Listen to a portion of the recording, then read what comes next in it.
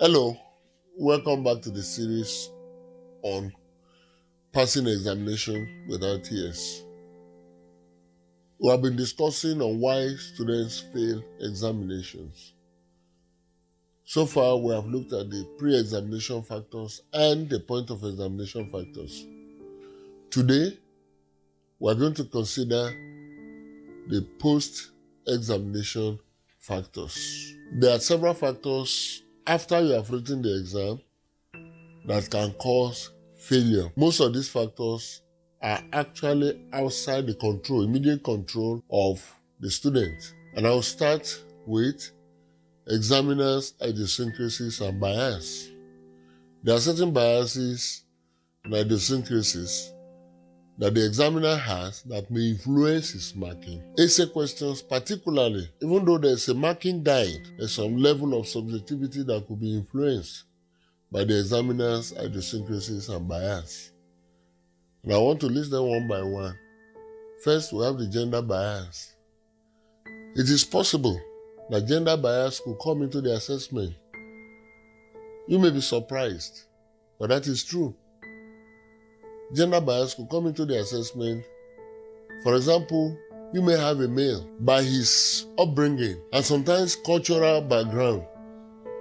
It might be influenced to think that the female gender may not be able to present anything reasonable or should not be able to excel where men are, and such could influence his assessment.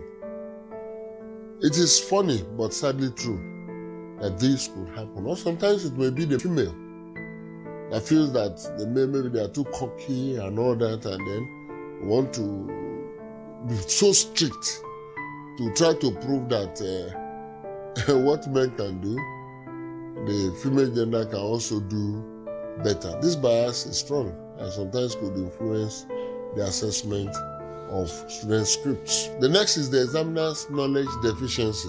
This happens sometimes in external examinations, where the person coming to assess your scripts does not even have a complete grasp of the concepts or the principles of the subject. And sometimes it's easy to teach, but raising a mark scheme or marking scheme that you use efficiently to objectively grade might not be that easy. So if the examiner himself is not rich in knowledge in the subject area, it will affect his assessment. Another funny point is the transferred aggression. What do I mean by transferred aggression? A woman has just quarreled with the husband at home and picks up the script to mark. If care is not taken, all the male students are in trouble. At times it might be the male. The wife had made life so miserable for him that it transfers the aggression on the scripts of the female students before him. Now, another one could be the sadistic examiner. In those days, we hear of examiners that said A is for God, B is for him. Then the students can manage from C. And you may think it's a joke, but that could affect his assessment of scripts. Yes, there's a marking scheme. But sometimes the interpretation of the marking scheme also matters. And the interpretation of the marking scheme is at the discretion of the examiner. And that is why these points are very, very important. Apart from examiner idiosyncrasies, we have human errors in computation. There could be error in judgment that will affect assessment. There could also be error in marking. There could be error in collating.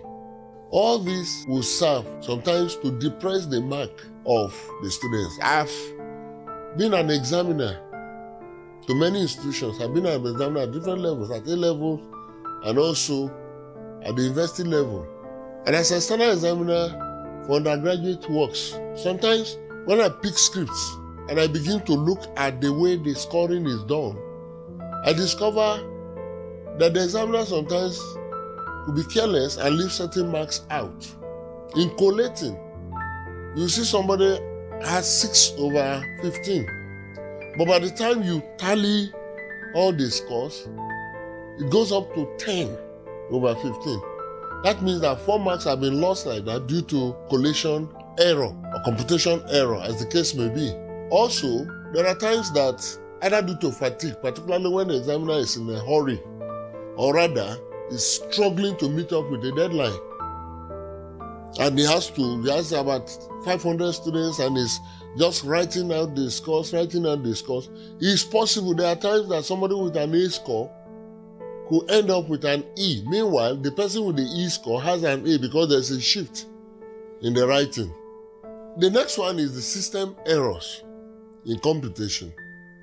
Sometimes the configuration of the system, there could be maybe error in programming that could fatally affect students' results. And there are times you are uploading results and then one skips. You are uploading result, it picks 1, 2, 3, one will be missing. A CA score omitted here and then, not by the examiner, but by the system. All these also affect results. Sometimes it might not even be the system, but in imputing, where you have 1, 2, 3, 4, 5 steps to take, and you take just 1, you skip 2. By the time you take 3, 4, and 5, it will introduce error into the computation.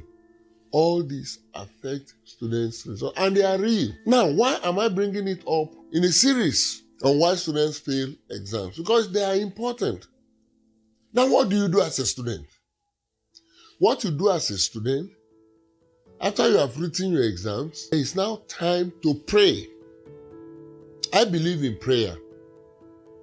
I remember when I was an undergraduate, I had a score of 36 over 40 in assessment. But the lecturer put half of the mark, 18 over 40. That would have gone into my result if not for God's intervention that made it possible for the error to be detected before it was passed on for board meetings and approval by Senate. If not, it would have just gone like that. And I've sat on many examiners' boards, committees to check students' results. I've sat on a board where we're considering final year students' results, and I discovered that one of the candidates had third class, but by error of computation. I pointed it out, and the moment it was recomputed, the person went into 2-2. If not for the computation, the student would have just graduated with a third class, and that would be a permanent score. Error introduced into his result and his assessment, and introduced into his life. Because you can imagine the type of damage that has been done to his future, so to say. And that is why it is important when you are finished writing exams, you pray. Because the Bible says, except the Lord build a house, they labor in vain that build it. Except the Lord keep the city, the watchman waketh but in vain. And that is why it is important for you that after you have written the exams, don't go all cocky and saying, well, I wrote well, but pray. Because there are so many things that could bring down your scores and permanently damage your results. So you need to pray and seek the face of God until your result is released. Those who have been examiners, those who have sat on boards can relate to this. That many times, I've seen somebody whose result came out as a 2-2. Meanwhile, the CGPA was for 2-1. But thank God, it was rectified eventually. And that is why we need to depend on God in all things. If you have been blessed by this episode, please share with your children, your colleagues, your classmates, your students, and as many as you feel will benefit from this series. Also, don't forget to like and subscribe and press the notification bell so that you will be the first to be notified of my next episode. Thank you very much.